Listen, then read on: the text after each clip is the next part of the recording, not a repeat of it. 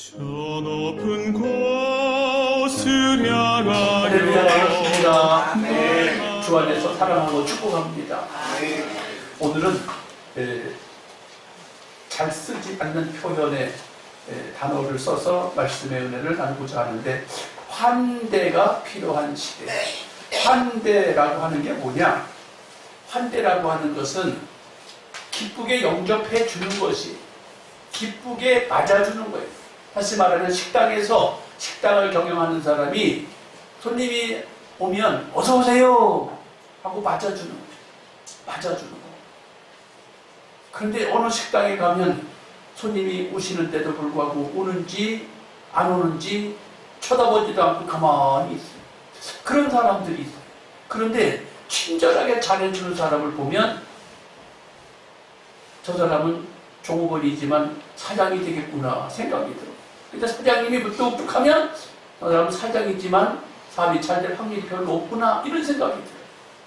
여러분, 사람을 보면 반갑게 환대해줘야 할 이유가 있다, 그 말이에요. 환대를 받을 이유가 왜 있냐면 밥을 먹으려고 식당에 가잖아요. 그런데 오라고 해야 되는 거 아니에요? 자, 오늘 우리가 살고 있는 이 세상에는 성도들이 세상을 살고 있는 가운데에 성도들이 많은 사람들을 보면서 환대해줘야 돼요. 예수 믿는 사람도 환대해줘야 하고 예수 안 믿는 사람도 환대해줘야 돼요. 오늘도 여러분이 교회 오셨을 때 늘 보는 얼굴을 보고서 환대하면서 반갑다고 한 주간 동안 잘 지냈냐고 손을 잡고 악수를 제대로 하셨는지 모르겠어요. 너는 너고 나는 나고 그러고 지내고 여기 지금 앉아있는 분도 계실 것이고 반갑다고 인사하고 계신 분도 계셨을 거예요. 그런데 이것이 왜 필요하냐? 다 힘들어요. 세상살이가 다 힘들어. 가족들 속에서, 회사 속에서, 일터에서 다 힘들어. 그래, 힘든데 나만 힘드냐? 모두가 힘들어요. 그래, 힘들지만 예수 믿는 사람은 어떤 사람이냐? 하나님 앞에 환대받은 죄인이래.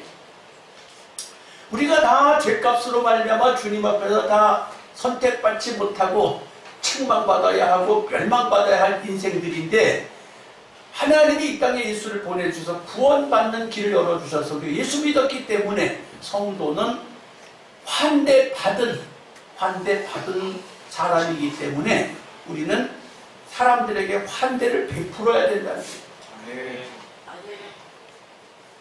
내가 비싼 사람이야 그러고 있으면 안 된다니까요. 하나님 앞에 용서받은 죄인이다, 그 말이에요. 용서받은 죄인이기 때문에 다른 사람들을 향해서 내가 환대를 베풀어야 되는 게 성도예요. 이참에 옆에 사람한테 주님의 이름으로 사랑합니다, 주님의 이름으로 힘내세요 하고 인사를 좀 앞뒤에 옆에 했으면 좋겠습니다. 주님의 이름으로 사랑합니다. 주님의 이름으로 힘내세요. 주님의 이름으로 사랑합니다. 감사합니다. 앞뒤에도 하려니까요. 옆에만 하지 말고. 됐어요. 그럼 여기 있는 목사는 또 뭐 하는 사람이냐? 나도 성도 중에 한 사람이면서 동시에 나는 설교자이지만 설교자는 환대하는 것을 선포하는 사람이에요.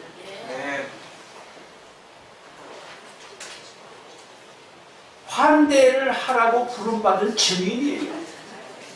그래서 제가 설교하기 전에 오늘뿐만 아니라 항상 주 안에서 사랑합니다, 축복합니다 라는 말을 꼭 하고 설교를 시작해요. 주님 안에서 사랑합니다 형 라는 말을 내가 해야 될 이유가 왜 있느냐? 여러분 한 분 한 분을 주님이 축복하셨기 때문에 만나게 된 것인데, 얼마 동안, 한 주 동안 또는 2주 동안 얼마나 수고가 많으셨습니까? 인사하는 것을 나는 증거를 나타내야 하고 그걸 선포해야 하는, 나는 증인으로 부름받은 사람이에요. 인사하라고 부름받은 사람이라니까요. 뭐라고? 환대하라고 부름받은 사람이다, 그 말이에요. 교회는 또 그럼 뭐 하는 곳이냐? 교회는 환대를 구현하는 삶과 생활을 드러내 보이는 게 교회예요. 네. 교회는 뭐 하는 곳이냐? 환대하는 것을 사람들에게 교회 안에서 모든 프로그램이 사람들을 맞이해주고 따뜻하게 해주고 그들의 삶을 만져주고 안부를 물어주는 게 교회여야 한다고 말이에요. 네. 교회가 뭐 하는 곳이냐? 복음을 전하는 것이기도 하지만 동시에 교회는 삶 속에서 주님의 사랑을 드러내 보여주는 곳이에요. 네. 그래서 특히 이번 토요일 날 주일학교에서 어린이 초청잔치를 한다고 벌써 몇 주 전부터 기도하고 있고 선물도 많이 준비하고 기도하는 것을 봅니다. 그게 뭐 하는 거냐? 환대하는 일을 하는 거예요. 환대. 교회가 하는 일은 전도하는 일, 사람들을 문안하는 일, 사람들을 반겨주는 일을 하는 게 교회가 할 일이다.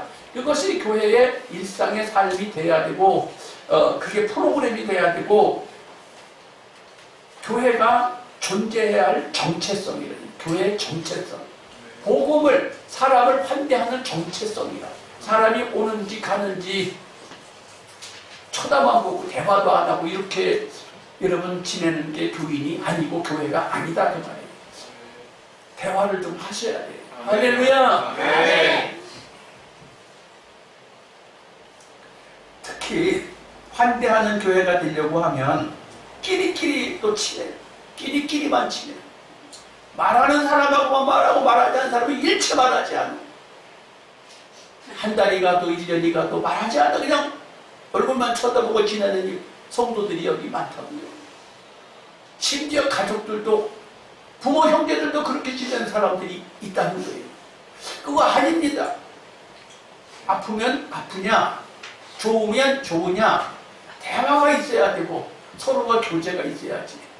환대하지 않는 끼리끼리만의 삶의 삶의 모습은 아니다 그 말이에요. 할렐루야. 네. 그래서 끼리끼리 모임을 갖지 않고 전혀 대화도 없고 만나고 싶지 않은 사람들을 만나고 해야 될 때 이거 어떻게 되냐? 지금 제가 주보에 이렇게 표현해놨어요. 내 경계 밖의 사람들을, 나의 경계 밖의 사람을, 내 울타리 안에 있지 않는 사람들을 향해서도 희생적이며 저항적인 행동이 있어야 된다. 희생적이며 저항적인 행동이 있어야 환대가 가능하다 그 말이에요. 식당을 운영하는 사람은 음식 팔아 돈이라도 벌지 교회 안에서 만나는 사람들 무슨 사업 때문에 만나는 거 아니잖아요. 교회 안에서 만나는 사람이 무슨 사업 때문에 만나는 거 아닌데 돈 생기는 것도 아닌데 내가 아는 척 해도 되고 아는 척 안 해도 되고 모르는 척 해도 되지 않느냐라고 생각할 수 있는데 교회는 예수 그리스도의 보혈의 피로 모두 다 제사함 받은 공동체예요. 네. 다 죄인이 용서받은 제사함받은 공동체이기 때문에 희생적으로 환대를 해야 되는데 희생적으로 내가 희생해가면서 내가 손해봐가면서 또 저항적으로 내가 하기 싫어 그래도 해야 된다. 그래도 내가 그렇게 하기 싫어. 저 사람이 나한테 뭐 했다고 저 사람하고 나하고 무슨 상관이 있다고 성질도 다르고 저 사람 성격도 다르고 나하고 의견이 늘 대립되는 사람인데 뭘 대화해요? 그 사람은 왜 환대해줘? 이렇게 생각하고 신앙생활하면 안 되고 환대 서로 희생적이며 저항적인 관계가 될지라도 환대를 해줘야 된다는 거예요. 네. 할렐루야. 네. 좀 실천하기는 어려워요. 그러나 이 시대가 환대가 필요한 시대다. 네. 환대를 하지 않으니까 나라마다 전쟁을 하네 지금. 근데 전쟁이 끝일 줄 몰라. 러시아 우크라이나 전쟁이 멈춰질 줄 모르고 이스라엘과 하마스 전쟁이 멈춰질 줄 모르고 이제 느닷없이 또 이란하고 미국하고 이스라엘하고 붙어갖고 죽이살기로 터쳐버리고 있고 이렇게 사는 게 인생이 아니다 그 말이에요. 개인적으로도 그렇지 않냐 그 말이에요. 여러분 우리가 먼저 손 내밀면 우리가 희생하고 먼저 손 내밀면 하나님이 축복으로 바꿔주실 줄 믿습니다. 네. 아멘. 네.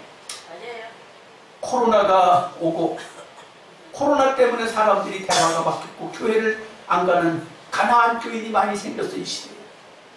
여러분은 믿음이 있어서 교회를 나오셨지만 교회를 안 나오는 교인들이 많이 있다니까요. 그런데 또 그것뿐이에요? 세상 살다 보면 환난당하고 원통하고 빚지고 세상살이가 내 마음대로 되는 게 아니기 때문에 빚을 잔뜩 져서 코가 석자로 빠지고 어떻게 살아야 될지 모르는 사람들이 우리 주변에 많다고요.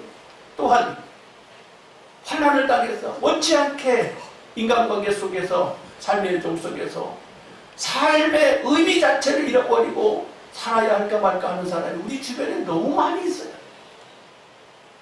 그 이유도 다양하겠지만 자, 그럴 때 우리가 이럴 때 환대를 하는 사람이 되어야 된다 그 말이에요. 네. 목사님 내 코가 습자요. 나도 위로받고 싶고요.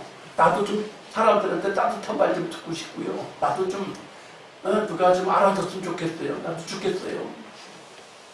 내가 누구를 아는 척해 나도 죽겠는데 이렇게 말하고 싶은 분이 여기서도 꽤나 있을 것 같아요. 근데 그렇지 않다는 것을 오늘 다윗을 통해서 여러분과 함께 나누기를 원합니다. 첫째로 사무엘상 30장 3절 누가 큰 소리로 좀 읽어주세요. 다윗과 그의 사람들이 성에 이르러 본즉 성이 불탔고 자기들의 아내와 자녀들이 사로잡혔는지라. 아멘. 아멘. 다윗이 인생을 승승장구하는 사람이었어요. 무명한 사람에서 군대 장관이 됐어요. 무명한 사람에서 왕의 사위가 됐어요. 그런데 하루아침에 왕한테 쫓기는 인생이 돼서 광야로 도망쳐서 정처 없는 삶을 살게 됐습니다. 그런데 정처 없는 삶을 살게 되는데 왜 다윗 주변에는 환난당한 자, 빚진 자, 원통한 사람이 그렇게 몰려드나 몰라? 한두 명도 아니고 200명, 400명, 600명 사람들이 막 크게 몰려들어. 사실은 다윗도 인생살이 하면서 이렇게 환난이 어디 있어요?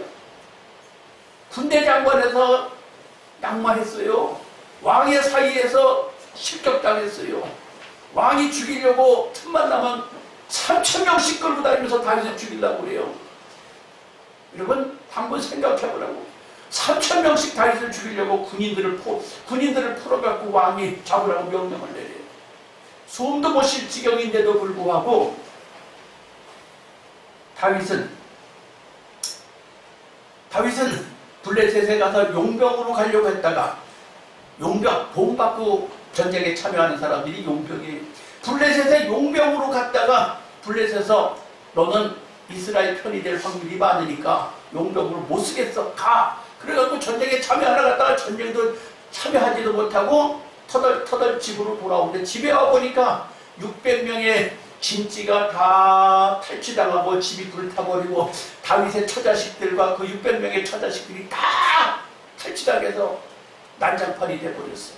그러니까 이런 상황을 맞이했는데 600명의 부하들 중에 거기 오늘 본문에 보니까 비류가 나와. 비류가 뭐예요? 못돼 먹은 깡패 같은 놈들. 그런 놈들이 환난당한 자, 빚진 자, 원통한 자 중에서 비류들이 있었는데 다윗을 돌로 치려 했더라. 저 새끼 다윗 때문에 내가 내 처자식 재산 다 잃었다고 돌로 치려 했던 사람들이 막 생겨지고, 또 다윗이 어떻게 하려고 작전을 세울 때 200명의 사람은 아니라고 반대를 하고 피를 토하면서 아니라고 하고 다윗을 죽이려고 하는데, 그럼에도 불구하고 찬성하는 사람이나 찬성하지 않는 사람이나 집지가 불타고 처자식 다 끌려간 상황에서도 다윗은 그 불쌍하고 환난 중에도 최고의 환난을 당한 사람인데 모든 사람을 돌보는 자의 마음으로 그들을 끌어안고 있어요. 여러분, 내 코가 습자인데 누굴 돌보냐고 그러지 마시고 이 다윗의 입장을 한번 생각해보자. 처참한 상황 속에서도 다윗은 모두를 돌보고 있었어요. 참 귀해. 두 번째 사무엘상 30장 4절 누가 읽어주시면 좋겠네요. 다윗과 그와 함께한 백성이 울 기력이 없도록 소리를 높여 울었더라. 아멘. 자, 모두 다 힘들어요. 모두 다 삶의 의욕을 상실했어요. 다 뺏겼고 전쟁에 가서 돈도 못 벌어가지고 왔고 다 슬퍼서 울고 있어요. 근데 다윗이 똑같이 슬퍼서 울고 있었습니까? 아니에요. 다윗은 다 똑같이 슬프고 다 똑같이 살맛이 안 나는 그 상황 속에서 제사장을 찾아요. 제사장을 찾아서 이 상황을 어떻게 해야 될지 자기의 그 모든 가족들과 처자식과 재산을 진지를 다 불태운 사람들을 향해서 지금 전쟁에 참여했다가 돈도 못 벌고 터덜터덜 돌아온 지금 이 상황에서 다 울고 난리가 났는데 다윗을 향해 돈을 던지는 이 상황에서 하나님 앞에 제사장에게 물어요. 우리가 전쟁에 더 참여하기 위해서 우리 진지를 다 펼쳐가지고 간 사람들을 쫓아가야 할까요? 가지 말아야 할까요? 하나님 앞에 물어요. 여러분 슬프고 괴롭고 외롭고 힘들 때 제사장에게 물으시고 하나님 앞에 물으시고 기도하세요. 네. 아멘. 여러분 어려움 당할 때 아이 목사님 나 죽겠어요. 못 살겠어요. 그런 심정일 때 이야기하세요 저한테. 그럼 나는 당연히 여러분의 그 소리를 난 들을 의무가 있어. 듣고 같이 기도해야 될 의무가 있다고. 그러면서 동시에 여러분도 기도해야죠. 목사님한테 얘기 한 번은 끝나는 게 아니라 여러분도 같이 기도해야 돼. 하나님 이 상황을 어떻게 해결해야 되나요? 하고 기도해야 돼. 근데 때로 비리우들, 깡패 같고 못생긴 사람들, 세상적으로 사는 사람들은 그런 상황이 오면 어떻게 합니까? 에이 성질 나는데 술이나 한잔하지. 에이 성질 나는데 모르겠다. 술 마시고 될 대로 되라. 이렇게 인생을 풀어가려고 하는 사람도 있다고 말이에요. 그런 위기를 만났을 때 술이나 먹고 될 대로 되라고 풀어가든지 홧김에 그냥 같이 그냥 하나님 앞에 기도도 안 하고 그냥 쫓아가서 죽여버려야지 하고 쫓아간다고 한들 전쟁이 이기겠냐고 말이에요. 기도하고 하나님께 묻고 그리고 하나님의 인도하심을 받고 나갈 때 하나님께서 그래 가라 어디로? 네 처자식들을 네 재산을 이 600명의 사람들의 모든 것을 가지고 간 그놈들을 향해서 가래. 하나님 말씀을 힘을 얻고 일어나서 600명의 사람들한테 가자 그랬더니 400명은 쫓아오고 200명은 못 가자. 데리고 가겠다는 400명만 데리고 가게 돼요. 여러분 위기를 만났을 때 기도하시고 위기를 만났을 때 하나님의 인도하심을 받으시길 축복합니다. 아멘. 하나님이 보시고 들으시고 일하고 계신다니까요. 아멘. 제가 믿고 여러분이 믿는 하나님은 보시는 분이에요. 아멘. 들으시는 분이에요. 아멘. 일하시는 분이에요. 아멘. 그분께 여러분은 함께 하셔서 힘을 얻길 축복합니다. 아멘. 네, 사무엘상 30장 6절 누가 큰 소리로 읽어주시면 좋겠어요. 백성이 각기 자녀들을 위하여 마음이 슬퍼서 다윗을 돌로 치자 하니 다윗이 크게 긴급하였으나 그 하나님 여호와를 힘입고 용기를 얻었더라. 아멘. 네. 여러분 여기서 다윗이 하나님이 그렇게 가라고 한다고 해서 간다고 할 때 다윗이 당장 뭐가 이긴 것이 아니에요. 힘을 얻었다고 해서 뭐가 보여진 게 아니에요. 드러난 게 아니에요. 너무 처참한 상황이에요. 그런데 여러분 여기서 하나 생각하고 지나가야 될 게 너무 중요한 건데 이스라엘의 초대왕 사울이 있었고 2대왕 다윗이 있었어요. 사울이 왕이 된 것은 어떻게 왕이 됐나요? 사울은 잃어버린 손 찾으러 갔다가 효도하는 아들이라고 왕이 됐어요. 다윗은 어떻게 왕이 됐나요? 아버지 하나님 앞서 다윗은 사울왕 밑에서 죽기 살기로 훈련받았어요. 훈련을 어마어마하게 받았어요. 죽을 힘을 다해 훈련을 받았어요. 사울은 훈련이라고는 하나도 없어. 사흘 동안 소찬이로 다니는 게 전부야. 훈련을 받은 사울왕은 전쟁이 일어나고 역경이 생길 때 어찌합니까? 무당한테 가요. 역경이 생기고 힘든 일이 생길 때 무당한테 간다고. 그리고 어떻게 해요? 자살해요.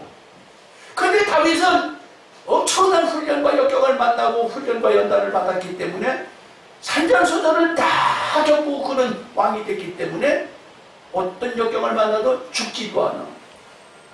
다 승리해. 여러분 인생 살다가 역경을 만나고 뒤집어지고 제껴지고 되는 일이 없어갖고 아프고 힘들고 못 살겠는데 그런 상황이 와도요, 생각대로 안 돼도 감사하세요. 아니 어떻게 감사해요? 나 지금 죽을 지경인데. 여러분 지금 당장만 보지 마세요. 그 훈련을 통과한 사람은 앞날에 천천히 해. 근데 그런 훈련 없이 그냥 사흘 만에 교도하다가 왕된 사울은 힘든 일이 생기니까 자기 참모 군대 장관을 잘라버리고 죽이려고 하고 그냥 무당한테 쫓아가고 하다 이렇게 자살해버리고 끝났잖아요. 훈련 없이 된 사람은 큰 일꾼이 될 수가 없어요. 역경 없이 승승장구한 사람은 성공할 확률이 드물어요. 됐다 해도 재미없는 인생 살고 말아요. 그러나 훈련과 역경을 통과한 사람은 멋있게 한 시대를 이끌어가게 됩니다. 환대라는 게 뭐예요? 환대라는 것은 하나님 앞에 힘을 얻고 지금 나에게 형통한 일이 보이지 않고 멋있는 일이 보이지 않아 답답해 죽을 지경이야. 정말로 세상 말로 미칠 지경이라 할지라도 하나님이 나와 함께 하신다는 확신을 갖고 주어진 자리에서 최선을 다해서 묵묵히 감당하고 있다 보면 하나씩 풀어가다 보면 다윗이 멋진 이스라엘의 최고의 왕이요 최고의 리더가 되잖아요. 여러분 남들은 잘도 풀려나는데 남이 이렇게 가는 길이 안 풀리고 힘들지? 앞으로 잘 될 거예요. 옆에 사람한테 말씀해 주세요. 앞으로 잘 될 거예요.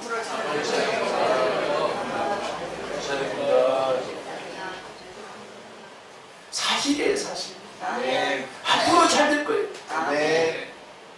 그래서 여러분 이 다윗을 보면서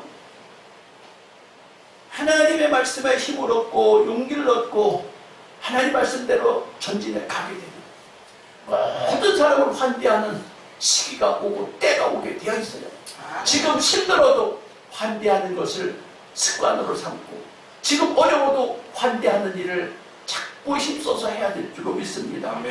사무엘상 30장 24절 누가 큰 소리로 읽어주시면 좋겠습니다. 이 일에 누가 너희를 듣겠느냐? 전쟁에 내려갔던 자의 분깃이나 수을 곁에 머물렀던 자의 분깃이 일반일지니 같이 분배할 것이니라 하고. 아멘. 자, 하나님 말씀을 의지해서 정말로 600명 중에서 400명은 전쟁에 나가고 200명은 불순종하고 돌로 다윗을 쳐서 죽이려고 하는 가운데 다윗이 하나님 말씀을 인해서 전쟁하러 갔어요. 추격하러 갔어요. 추격하러 가는데 도중에 하나님이 이길 수밖에 없도록 예비하셨어요. 그 첫째가 뭐냐? 길에 쓰러진 한 사람을 발견했어요. 길에 쓰러진 한 사람을 발견했는데 지금 울 기력도 없이 슬프게 울고 속이 다 뒤집어져 있는데 길에 쓰러져 있는 사람 하나를 발견하고 그를 물을 마셔주고 어디가 어떻게 됐냐 왜 그러냐고 묻고 상황을 보니까 병이 들어서 쩔쩔매고 있었는데 다윗의 진지를 침략해서 거기서 노량물을 획득해가지고 가던 중에 나는 병이 들어서 그 일행에서 낙오되고 지금 이렇게 사흘을 굶었고 아파 죽겠습니다. 그래? 이거 누구야 이거? 민수 같은 놈, 그 병든 놈 하나 길에서 만났는데 죽여야 될 확률인데 죽이긴 왜 죽여요? 그걸 극진히 목마름을 해서 해결해주고 배고픔을 해결해주고 아픈 걸 치료해주고 나니까 야, 내가 너를 이렇게 사랑하는데 네 적진을 안내할 수 있겠느냐? 그랬더니 목숨만 살려주시고 나를 그들에게 붙여주시지 아니하신다면 친히 그들의 그 진지로 안내하겠습니다. 길이 열려져요. 아무것도 쓸모없다고 생각했던 사람 나그네 하나를 길에서 극진히 대접해 줬는데, 환대해 줬는데, 버려진 사람 하나를 환대해 줬는데 길이 열리는 거예요. 그래서 그 아픈 사람 치료해주고 데리고 가다 보니까 진지에 도착했어요. 진지에 도착해 보니까 그 사람들이 어떻게 하고 있어요? 다윗의 진지를 탈취하고 처자식과 사람들 수많은 사람을 짐승을 끌고 가서 승리했다고 잔치를 하고 잘했다고 퍼마시고 자고 있어요. 다윗의 그 400명의 사람들 가슴에 한이 맺혀갖고 지금 쫓아왔는데 그 상황을 보고 가만두겠어요? 완전히 그 노략질 했던 사람들을 초토화시키고 오히려 거기서 처자식들을 다 그대로 끌고 오고 그들이 가지고 있던 그들의 진지 속에서 모든 삶의 전리품들을 다 끌고 가지고 올라와요. 사랑하는 성도 여러분, 그래갖고 왔는데 무슨 일이 생겼어요?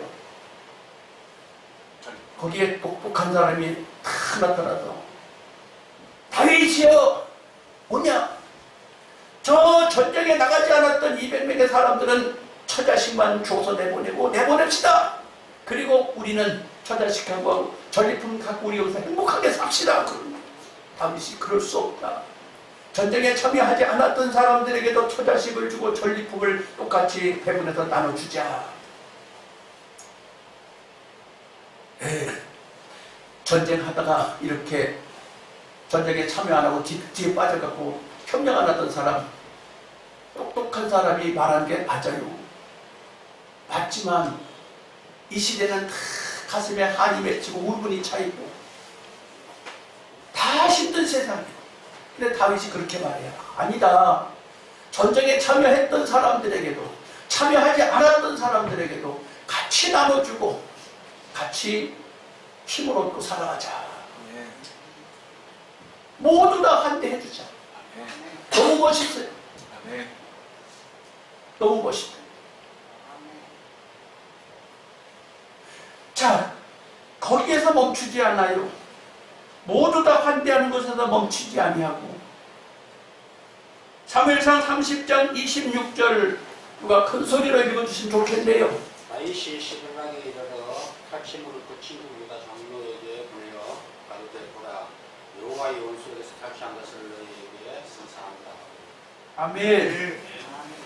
자, 가나안 교인까지 품어야 합니다. 가나안 교인까지 품어야 합니다. 이 시대에 코로나로 인해서 교회를 안 나오든지 환난당해서 교회를 안 나오든지 빚을 지고 사는 게 고통스러워서 안 나오든지 이런 이유 저런 이유로 인해서 신앙생활을 접은 사람들, 그 사람들을 품어야 된다는 거예요. 이게 오늘 본문의 얘기가 뭐냐 하면 전리품을 가지고 600명의 처자식들에게 가족들에게 다 나눠주고 그리고도 전리품이 많이 남았어요. 그랬더니 다윗이 뭐라고 하냐면 이 전리품을 가지고 유다 장로들에게 나눠주자. 유다 장로 한 사람에게가 아니고 유다 장로들에게 나눠주자. 장로가 얼마나 많겠어요? 다윗이 군대 장관으로 있을 때 유대 나라에 이스라엘 나라에 장로들이 얼마나 많아요. 근데 쫓겨다니는 그 힘든 시기에 환난당해서 이렇게 처자식이 다 생명이 왔다 갔다 하는 이렇게 어려운 시대에 다윗은 유다 장로들에게 다 전리품을 나눠준다는 거예요. 선물을 한다는 거예요. 선물. 누구 거는 나눠주는 거예요? 희생적으로, 저항적으로. 전리품이지만 다윗이 먹고 살아야 될 것들이에요. 전리품이지만 그것은 600명이 먹어야 할 식량이야. 근데 그것을 유다 장로들에게 나눠주는 거예요. 영역을 넓히는 거지요. 여러분, 예수 믿는 사람은 우리도 옛날에는 죄인이었고 우리도 옛날에는 빚진 자였고 우리도 옛날에는 환난당한 자였고, 우리도 옛날에는 원통한 자였어요. 우리도 옛날에는 하나님 앞에 떳떳이 설 수 있는 자격이 없는 자였었어요. 그런데 이제 하나님이 이렇게 하든 저렇게 하든 여러 가지로 해서 전리품도 수북하게 쌓아주시고, 처자식도 잃어먹었다가 찾기도 하고, 사는 게 힘들지만 지금 막 전쟁에서 이기고 돌아와서 그걸 가지고 내 주머니만 다 집어넣는 게 아니라 600명이 아닌 그 유다 전체 지역의 장로들에게 전리품을 나눠준다니. 왜 나눠줘요? 하나님은 모든 이가 구원받기를 원하세요. 그렇게 하니까 다윗은 600명의 우두머리가 아니라 유대 나라의 왕이 돼요. 그러다가 나중에는 이스라엘 전체의 왕이 돼요. 여러분, 환대가 필요한 이 시대, 여러분 그리스도인으로서 이웃을 향해서 손을 펴주고 마음을 열어주고, 근데 그게 손을 펴주고 마음을 열어주는 게 그렇게 쉽지만은 않아요. 뭘 해야 돼요?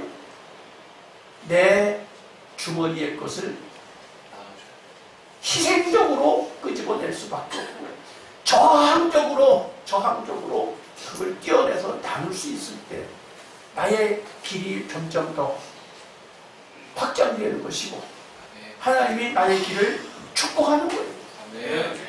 이 시간에 정말로 여름 성경학교도 멀었는데 주일학교 성경학교, 주일학교 초청잔치를 한다는 거예요. 너무 잘하고 있어요. 교사들 너무 잘하고 있어요. 우리 교회가 이 시대에 사람들에게 환난당한 자, 빚진 자, 원통한 자, 코로나로 인해서 교회를 쉬고 있는 사람들, 이 모양 저 모양으로 주님을 멀리 떠난 사람들을 향해서 손을 펴고 마음을 열고 내가 희생하고 섬기는 그런 마음으로 살아갈 때 하나님 나라는 점점 확장될 것이고, 여러분의 인생길도 축복으로 이어질 줄 믿습니다. 하나님 내게도 환대가 실천되어지는 인생을 살아가게 도우셔서 하나님 기뻐하는 인생이 되게 도와주세요. 주여 세 번 부르오니 나에게도 말씀의 힘을 주세요. 용기를 주세요. 도전하고 기도합니다. 주여.